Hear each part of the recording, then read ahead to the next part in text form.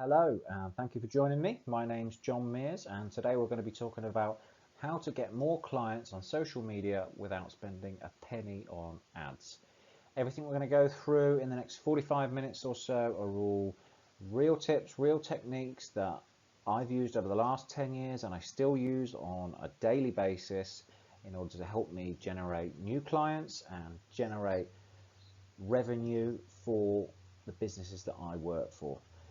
So we're going to try and get through as much as we can today. Like I say, we've got 10 years of my experience, and I'm going to try and condense as much of it down into this 45 minutes or so you can get as much value as possible and get as much content over to you as possible. So we're really going to rattle through it quickly.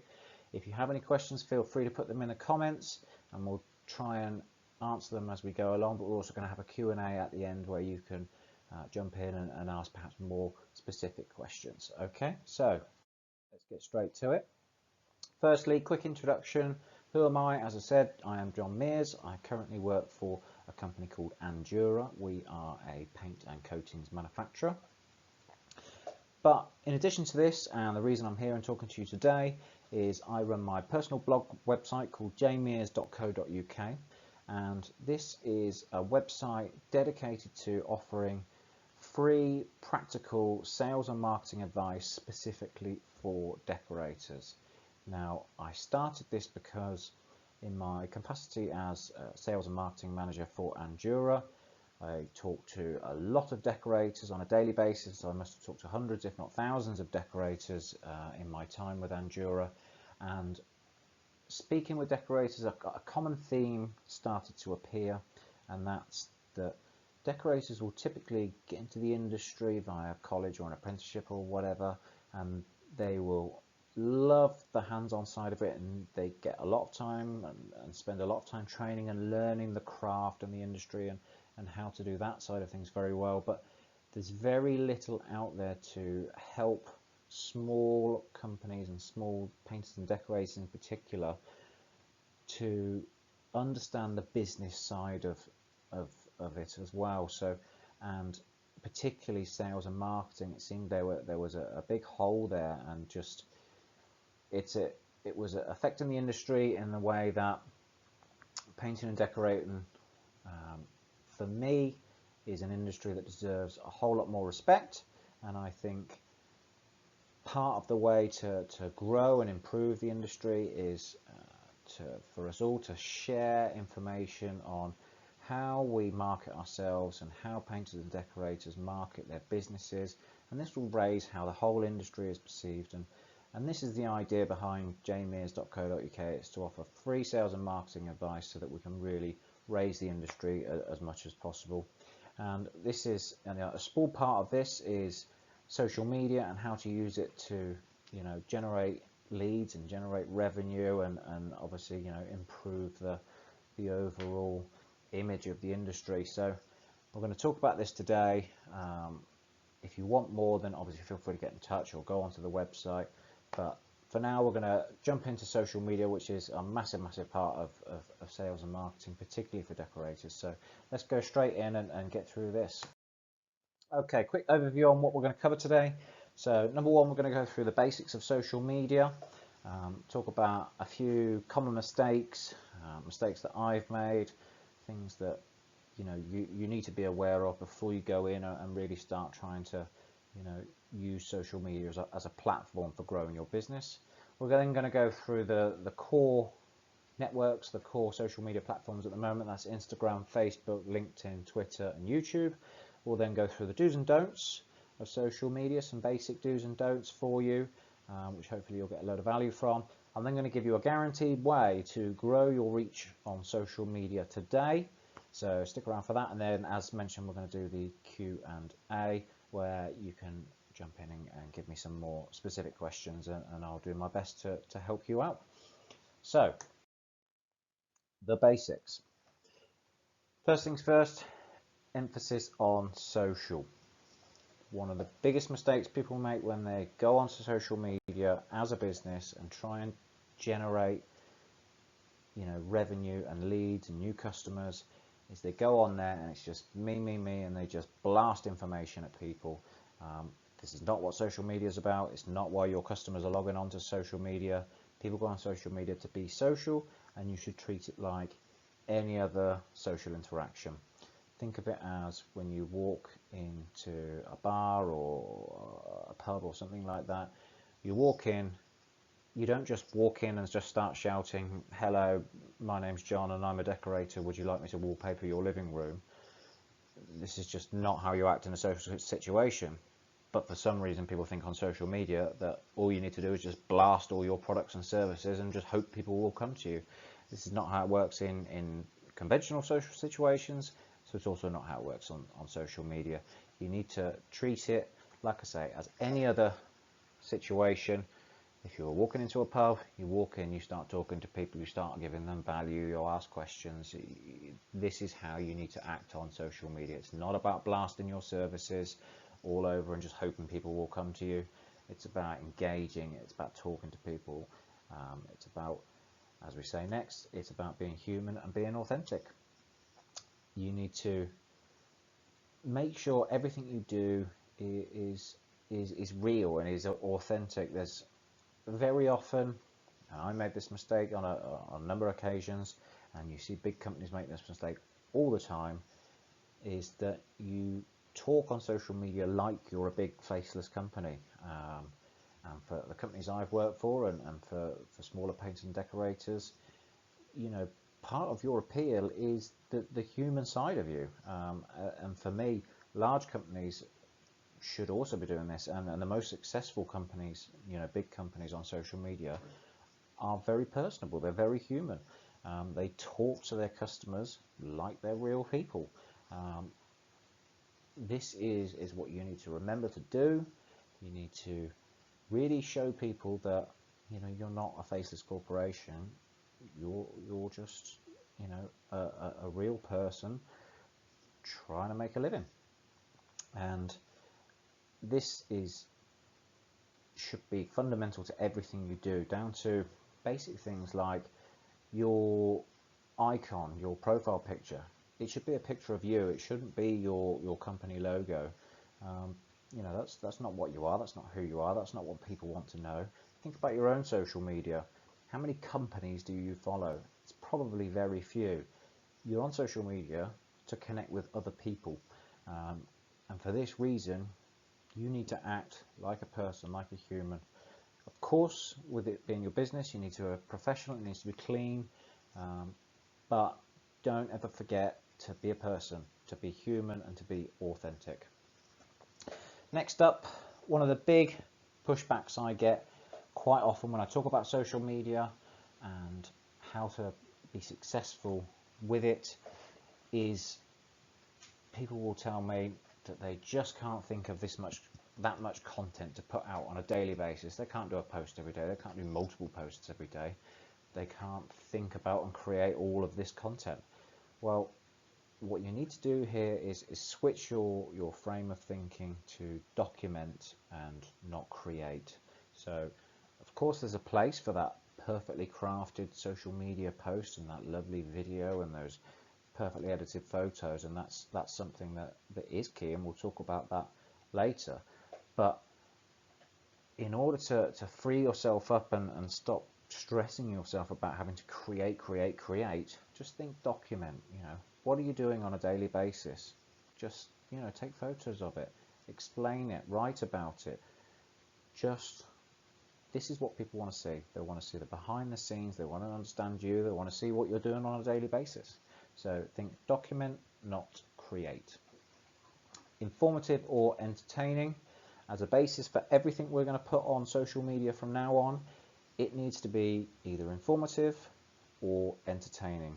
If it's not, then it's not offering any value, and it's one of those blasting me posts, and nobody engages with those, nobody likes to see them.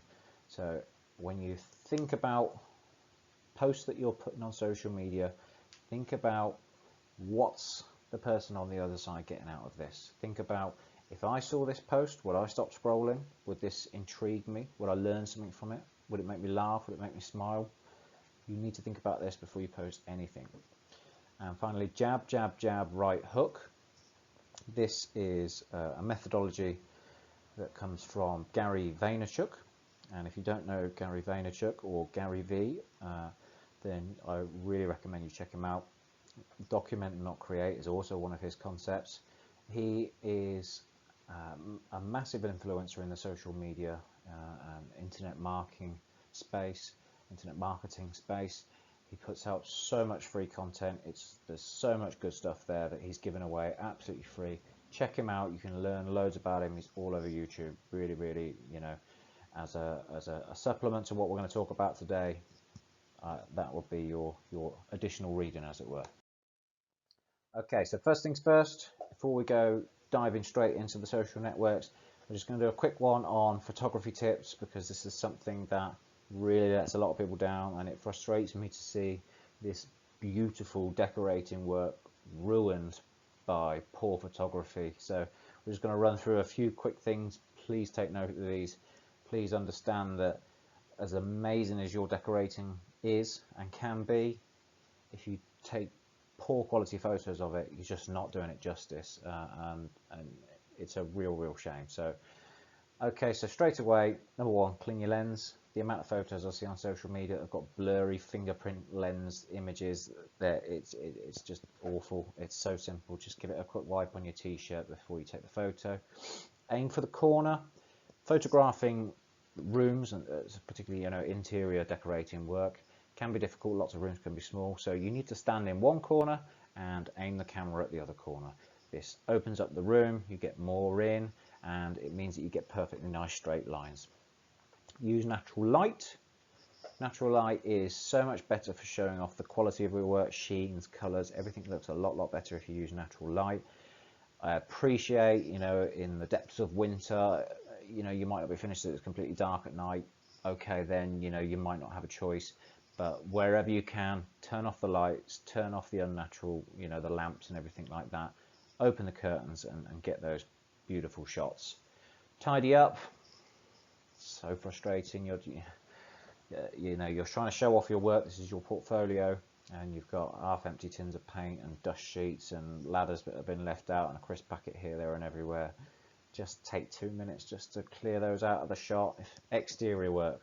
Whenever someone takes a picture of an exterior decorating job they've done, there's always a bin on the floor, or that's been tipped over, or a big pile of rubble somewhere. You know, there's plastic sheets all over the place. Move the bins out of shot. It's a lot easier to tidy up than to edit them out in post. So just take those extra few minutes. Zoom with your feet. Don't be tempted to zoom in on your camera unless you absolutely have to. When you zoom in on the camera, you lose the quality of the shot. So zoom with your feet means literally just walk closer to it. You'll get much more detailed shots, and it'll look a lot better. Experiment with angles. You know, don't just stand in one corner of the room and shoot to the other. Try it from all the different corners. You know, try holding the camera a little bit higher, a little bit lower. Typically, when we're photographing a room, you want to hold the camera about waist height. This will mean that you get equal amounts of ceiling and flooring in, but you know, mix it up. Try a few low shots, and like we say next, mix it up with close detail shots. So I see that a lot of people are getting onto this and doing very nice work with this at the moment. Particularly those who spray will often want to show off the perfect finish they're achieving. It might be a skirting board, and they're, you know, taking a picture from very close and showing along and showing that perfect sheen, or garage doors that I see quite a lot of at the moment. So, you know, mix it up, get some of those detail shots. Absolutely get the ones of the full room. This is showing off your whole work, but just think about when you're posting on social media, you want those nice big shots, but then complement it with some closer ones. Think about, you know, interior design magazines and stuff like that. It's exactly what they do, and it's exactly what you guys should do too. Turn on the grid lines on whatever phone you've got nowadays, and I assume most of you will be photographing on your phone because it's the easiest and often the best way. If you go into your options, you'll usually have a pro mode or something like that, and that will allow you to put the grid lines on. The grid will be like a cross hatch that you'll have on the screen, and this means that just when you're holding the camera, you'll have this cross hatch, and you'll be able to, all the straight lines, you'll be able to line them up properly and just make sure your photo is perfect. And then finally, edit all of your photos. This again is one of those things that takes a couple of minutes, but a lot of people don't do it because they can't be bothered or they don't know how to. Take 10 minutes to learn about it on YouTube. You don't even need to do that often. You know, just before you post it, just quickly just tweak around with the brightness, the contrast, the saturation, put a filter on it, whatever you need to do. Just, you can really make an image just pop and just give it that extra 10%. And at the end of the day, you know, this is your portfolio of work, and this is what you're using to attract customers on social media. So you want it to look as good as possible. So take the extra couple of minutes, edit your photos before you put them on social media. So going into the first social network, we've got Instagram, your online portfolio. So as I say, you know, as a decorator, this is where you're going to show off all your best work. So time to use those photography skills, a goldmine for decorators. Honestly, if I was going to set up a social network specifically for decorators, it would look exactly like Instagram. This is, if you're not on it, then you really should be, because it's a massive network. It's growing really fast. It's owned by Facebook now, so it's going to get bigger and bigger and bigger. And Instagram is all about beautiful photos, lovely crafted images, and this, for a decorator, it's absolutely perfect. You know, all day long you are transforming spaces into beautiful, you know, works of art, and this is what people want to look at on Instagram. This is what they're there for. So before and after photos are absolutely perfect for this. So get them on your feed and start showing off what you can do. Just a quick one, we always say before and after photos, switch it round, call it after and before photos. So always post your after photo first, then post your before. So they've got to swipe to get to the before photo. We do this because when someone goes onto your profile, there's a grid of all the photos that you've taken. You want this to be a beautiful, you know, aesthetically pleasing grid of photos, so people can just have a quick glance and see, wow, this is, you know, this guy's got some really good work. You don't want it to look like it's just, you just don't want a load of before photos looking absolutely awful. So put your afters before, afters and then before photos. Feed, stories, live or reels. So you've got a number of options when it comes to posting content on Instagram. You've got your feed, which for me is where you should put all your best photos, your afters and befores. You want to perfectly curate this, make this your absolute best of the best. You've then got stories. Stories only last for 24 hours, and this is where you want to jump in and show the human side. You want to give the raw footage, and the same with live. If you're a decorator, you might want to show them what you're doing on site. So it could be a quick video, it could be a couple of quick pictures. Show them exactly what you're doing. You know, whether you're using your dustless sander or if you're spraying or something like that. Just be quick on it. Raw footage, show them who you are, yeah, the person behind the business. And then reels. Reels is a relatively new way of putting content onto Instagram. Now, the reason I put this in there is because it's important for me to point out that whenever a social media network adds a new feature, so Instagram added Reels recently, the algorithm and the social media network, the algorithm on the network will heavily reward anyone that uses it. It loves those early adopters. So whenever a new feature comes out on a social media platform, you should be absolutely all over it. Just think about, how can I use this? How can I use this?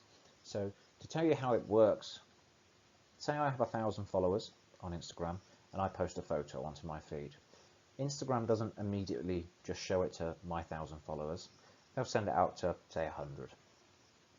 And then, depending on the reaction it gets from those 100, whether it gets a fair amount of likes or comments and general engagement, then it'll go, okay, you know, that's a good post. Let's post it out to another couple of hundred people. And it will build and go on like that for 24, 48 hours. Now, when there's a new feature, so in this case, Reels, because it wants to reward you and it wants more people to use that new feature, the algorithm, I've got 1,000 followers, I post a reel, it doesn't just go to 100 people, it might go to 250 or 300 people. And then if it gets a little bit of engagement, Instagram will reward you even more. It'll post it out to another 500 people, and 100 of those people might not be your followers. They might be people that, you know, are in your market. So you need to whenever you find these opportunities, jump on them quick. Okay, next up is the vanity trap. People get far too caught up in how many likes and how many followers they got. I'm here to tell you it doesn't matter. I don't care if you've got 10,000 followers or you've got 5 followers. If I've got 5 followers, but those 5 followers are my absolute raving fans, they're dream customers, or they're Bill Gates, Richard Branson and Elon Musk, I'd rather have those 3 followers than 10,000 people that never buy anything from me. So it's not about the quantity, it's all about the quality. So remember that. Don't get stuck worrying about how many likes you've got and stuff like that, and how many followers you've got. It's not worth it, and it doesn't mean anything. You're all about the quality. And then finally, engage. And this is something that goes for all social media networks. We talked about some people find it very difficult to create content or to document. Something you can do to make sure you're constantly have a presence on social media is to engage with people. Firstly, if you make a post and they comment, then you need to engage with them in the comments. But secondly, and more importantly perhaps, is when people that you know are putting content up, or perhaps it's some of your target customers are putting content up, you need to be commenting on there. You know, people on Instagram and all social networks, they might get a lot of likes, but they don't often, most posts don't get a lot of comments. So if you take 10-15 minutes a day to go through your feed and put thoughtful comments on posts for people that you're trying to get the attention of, trust me, they're going to remember who you are. If you keep popping up in their comments as putting something nice, something thoughtful, something that helps them, something that's giving value, do this. I would try and do it 20-30 times a day if you can. You know, you can knock this out in 10-15 minutes, no problem. Just get in there and just keep that presence going. Help people out exactly where you can. Remember what we said, it's all, you've got to give more than you get. So this is where you give. Next up, we've got Facebook, which, as you know, is the biggest. It's the Goliath of social media. Quickly then, the basics on your business page. If you haven't already got a business page, you absolutely need to get one. It's step one in showing people that you are a legitimate business and what you do. So get your business page set up. This just needs to be clean, simple, have very clear messaging, you know, what you do, where you do it, who you do it for, and then a call to action, very important. Just make it very clear how people can get in touch with you. So moving on from that, use your posts to educate potential customers on your skills. This is particularly true on Facebook because there's a lot of people on there, but you can do this on most social networks, and I really encourage you to do this. One of the things I hear a lot from decorators is they get frustrated that people just don't understand the skills and the process that are involved in creating that perfect finish into, you know, a lot of customers don't understand why you're using a dustless sander or why you're spending a whole day filling.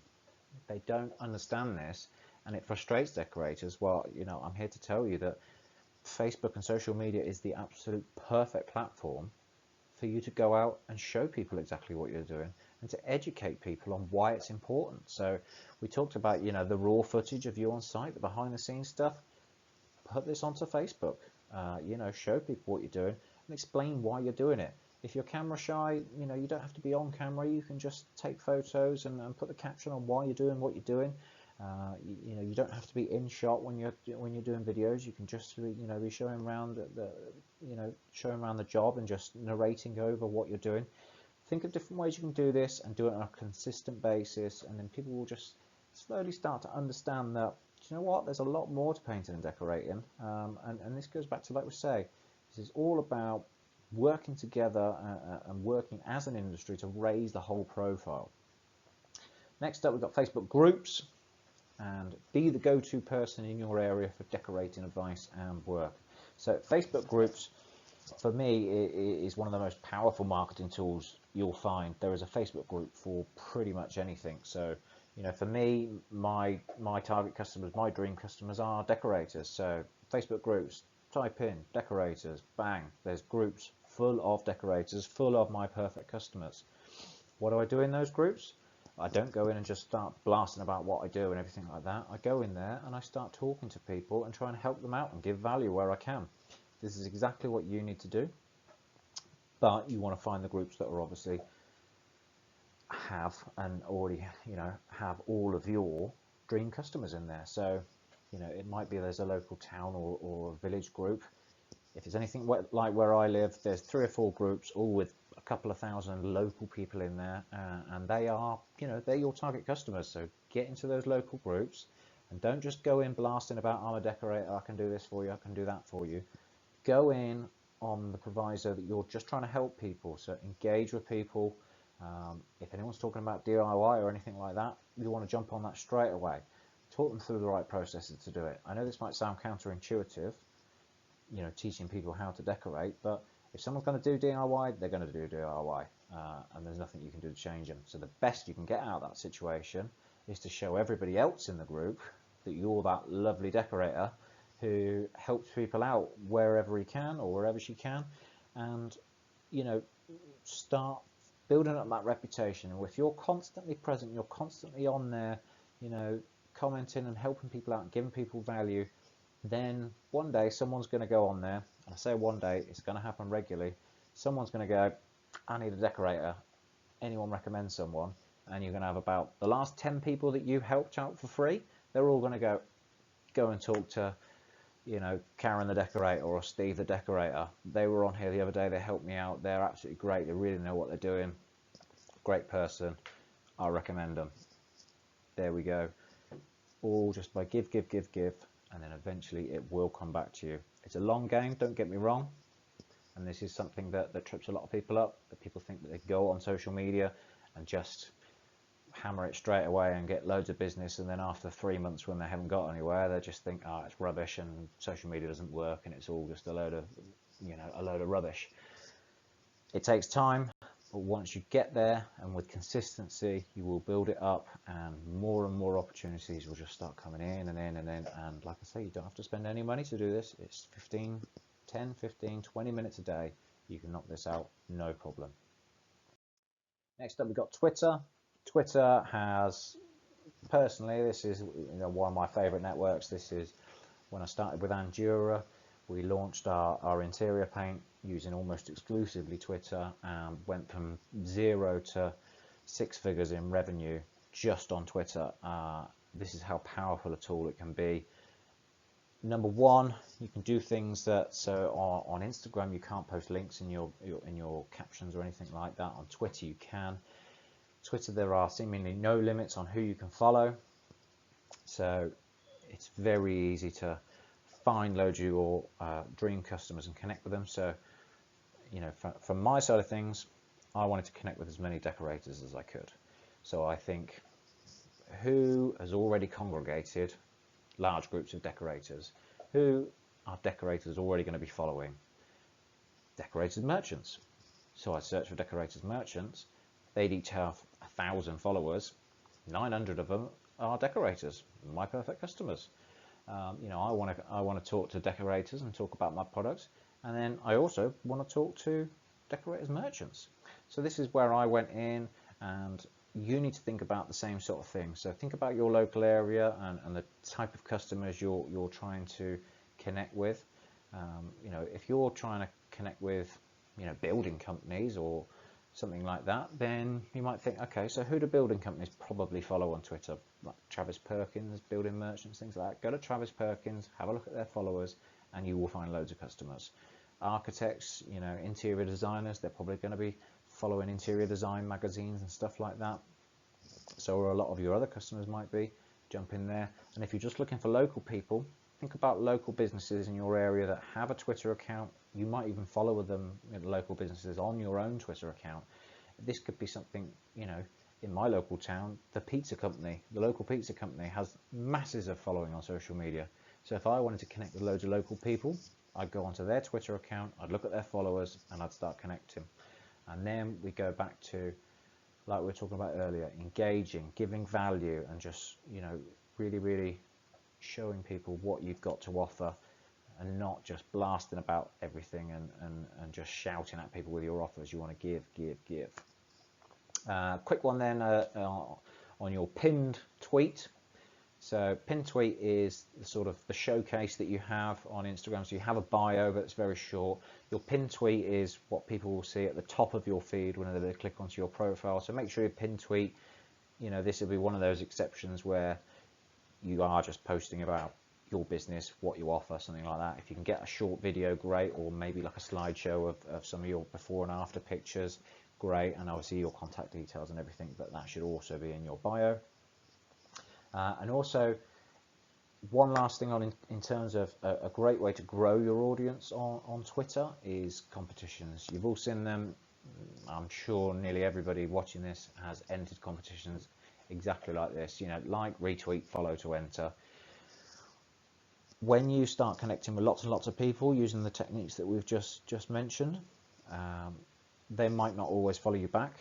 So in order to then start attracting those to start following you back, you want to do the odd competition. So I've seen decorators do a full, room redecoration, or maybe a feature wall, paper hanging, or something like that. It doesn't really have to be much. It might just be a free tin of paint or brush or something like that. You don't have to spend a lot. People are very willing to just hit retweet and follow if they can win anything. You might want to team up with a local business and do something with them, a competition running in partnership with somebody. Think about these things. It's a great way to move people from just someone that you follow to someone that also follows you back, and then you can start building a relationship with them. Next up, we've got LinkedIn. Now, first off, most people, when I talk about LinkedIn in the decorating industry, say, well, isn't it just for corporate professional types? I'm here to tell you, no, it's not.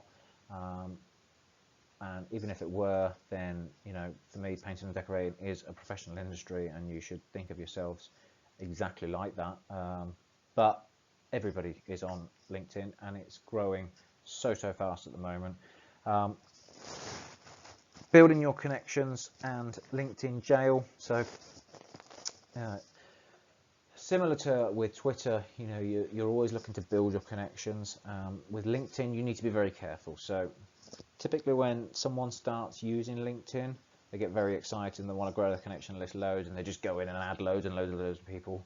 With LinkedIn, if you add too many people all at once and they all reject you all at once, you'll get put in something called LinkedIn jail, which is a very nasty place to be. It basically disables your account. It's very difficult to get your account back up and running. So what you need to do when you're adding connections on LinkedIn is only add 10, 15, maybe 20 a day, but just do it on a consistent basis.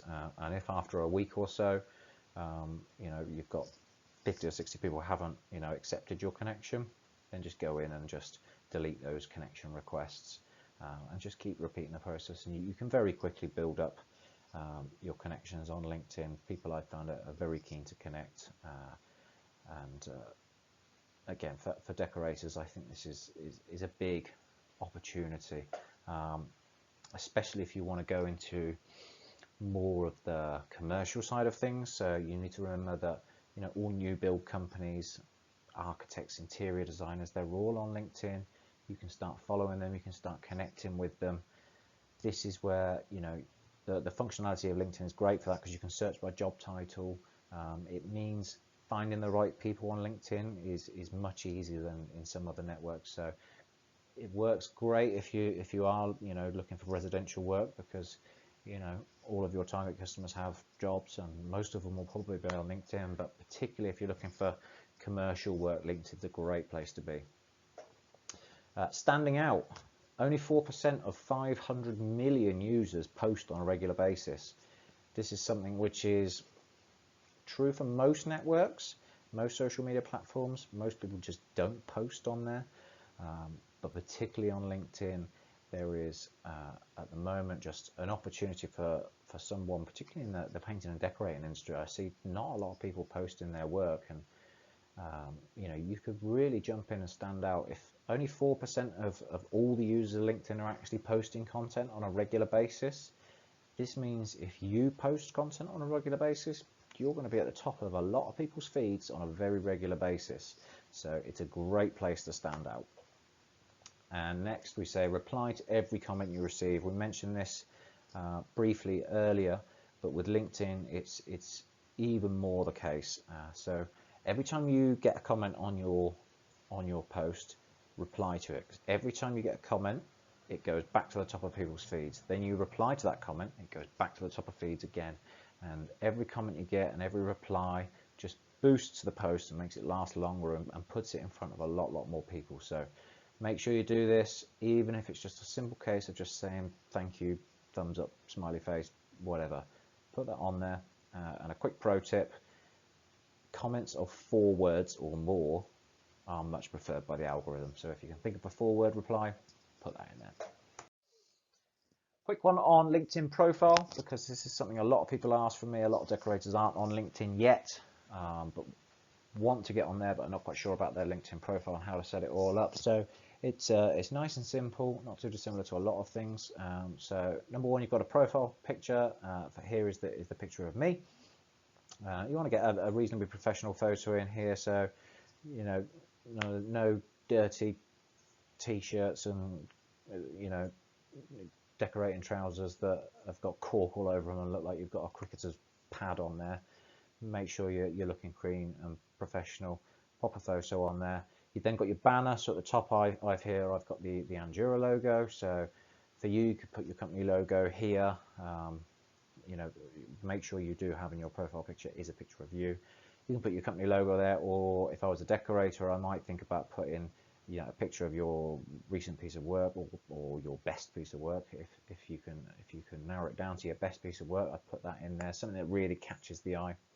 Headline text, you don't have a lot of space here, so you want to keep it brief, and essentially you want to use this space to show how you help people. Don't waste this space by saying I started my decorating company in 1985 or whatever it is. People don't really care that much. They want to know what you can do for them. So make sure this opening statement has that. Your about section, I put bullet points are your friends. Your about section, you need to, as monotonous as it might seem, list out every single service you offer. All too often I see decorators, they'll just put, they're a decorator, and they might put, any qualifications or anything they got or something in there. You need to put, if you do wallpapering, put wallpaper in. If you do spraying, do spraying. Dustless sanding, dustless sanding. Put it all in there. It's great for the keywords when people search for you. Also, if you were to put 2 profiles next to each other, and one decorator specifically says that they do wallpaper hanging, and the other one doesn't, even though this person might do it, they just haven't put it in their profile, only this person's going to get contacted, okay? So you need to make sure it's all in there. Full list of services, full list of skills, bullet point it out so that it's nice and quick and people can skim through it. Experience, again, it's about getting those keywords in. So list out everything you've done, who you've worked for, everything like that. And then your activity. So at the bottom left of this slide here, we've got the activity. This will be all of your posts, every time you've commented on things. Just make sure that you are on LinkedIn regularly, at least once a day as preference, but at least every couple of days or so. Just make sure that you're constantly doing something, so your activity feed is up to date and people can see you are a consistent user of LinkedIn. Because if it looks like your profile's been abandoned or not touched in ages, people will tend to skip straight past you. So you need to keep showing that you are a consistent user of LinkedIn and that people can get in touch with you on here. Next up, we've got YouTube. YouTube will just go quite quickly through. So YouTube, you need to know that number one, it's the second biggest search engine after Google. So we talk about educating customers and using video and in your posts on social media to educate customers. If you've got customers that want to learn something about painting and decorating, it might even be how to hire the best painter and decorator. They might search that in Google first, but then the next place they're going to search is YouTube. So, put some content up there. You guys are doing brilliant work day in, day out. You can get a few videos together and put them onto YouTube channel. It's a lot easier than you might think. The place where your posts never die. So, like I said, you only got to put a few posts up there, and YouTube, unlike every other social media platform, Instagram, Facebook, whatever, You put a post on Instagram or Facebook, it gets loads and loads of traction, loads of comments and stuff, and about 48 hours later, it's gone. No one ever sees that post again. YouTube, it lasts forever. You could put a video up and no one could watch it for 4 years, and then suddenly you'll get a big spike and everybody's watching it. It's different to every network, as in, the videos are just always there. They can always be easily found. So put some good content on there and just leave it there and just, wait for things to come to you. It might not happen immediately, but at least when you put a post on YouTube, it's always there, it's always visible, and people will always be able to find it. And then learn.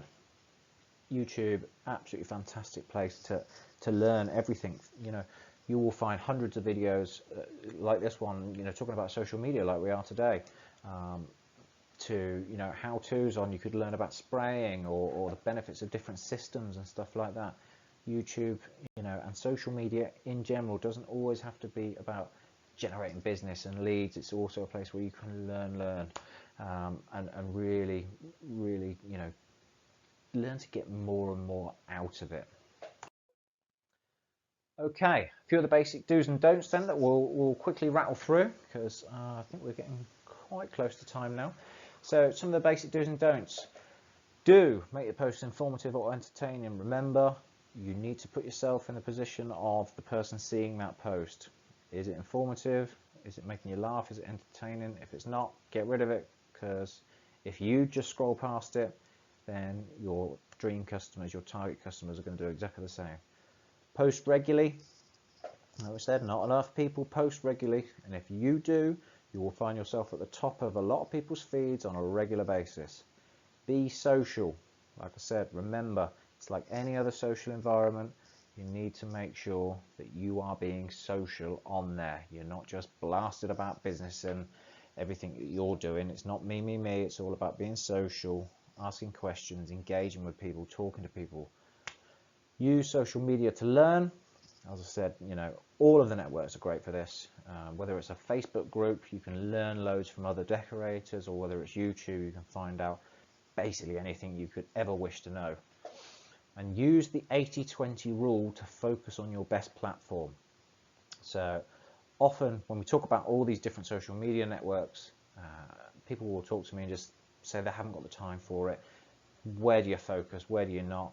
So for me, use the 80-20 rule. So try all of them. You should always have accounts on all of them.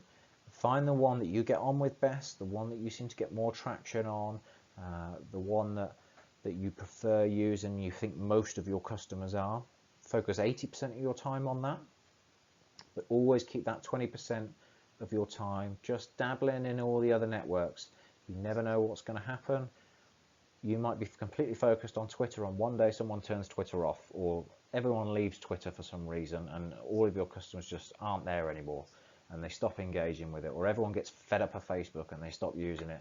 So you always need to make sure you're always still just dabbling in the other accounts. But absolutely, yeah, you can't be expected to spend hours and hours a day posting onto all different networks. So focus the most of your time on the network that you think you're getting the most out of, but keep 20% of the time aside for other networks and new social media networks that come along.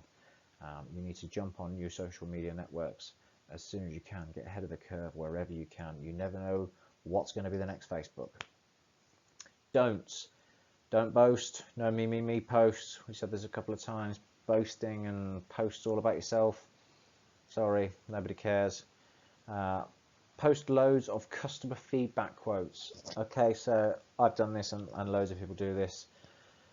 I understand, like, part of you're really proud of the fact you've got a 5-star review and you want to put it on your profile, and every now and then I think that's okay, because if you've got a new customer that's flicking through your profile to check you out, it's nice for them to see the odd 5-star review.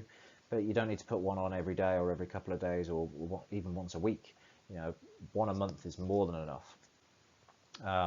Don't put those on because people just don't read them, and if you've ever posted like a 5-star review or something, you'll probably find you didn't get many likes, you didn't get much engagement.